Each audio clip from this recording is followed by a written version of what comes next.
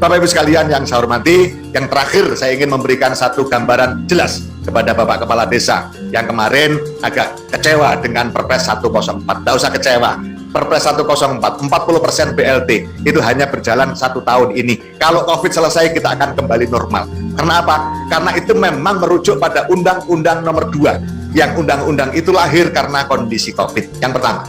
Yang kedua, Bapak Kepala Desa nggak usah ragu-ragu, banyak yang khawatir. Kalau kita dipaksakan 40%, padahal warga desa miskin di desa kami tidak sampai membutuhkan anggaran sampai 40% dana desa. Kalau nanti saya paksakan, saya akan kena masalah hukum. Tidak akan ada masalah hukum. Yang penting tuntaskan masalah kemiskinan di desa yang betul-betul sesuai dengan data yang ada. Kalau toh tidak sampai 40%, ya udah pakai saja yang ada itu.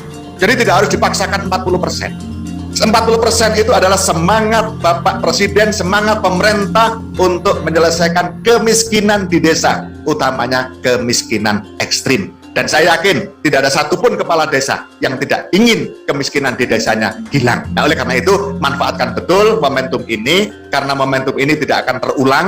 Jadi mumpung ada momentum bagus, detailkan data tentang warga miskin, salurkan BLT dari dana desa sesuai dengan porsi yang ada. Kalau toh tidak sampai 40%, tidak apa-apa, jangan dipaksakan.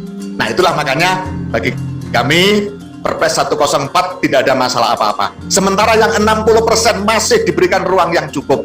Ketahanan pangan, nabati dan hewani 20% itu bisa dipakai apa saja, yang penting orientasinya ke sana. Contoh, bisa saja desa bangun gudang pangan dengan 20% itu. Silakan diambil keputusan di desa. Jadi tetap memberikan ruang yang cukup kepada desa.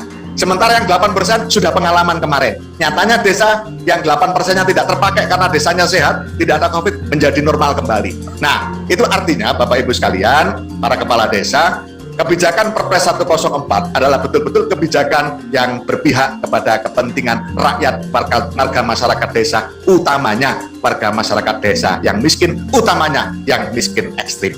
Bapak Ibu sekalian yang saya hormati, demikian yang bisa saya sampaikan. Terakhir saya ingin tutup dengan pantun. Bulan puasa penuh dengan rahmat, setiap hari membawa nikmat. Untuk warga desa Geni Langit, saya ucapkan selamat. Sudah punya BUMDes harus semangat.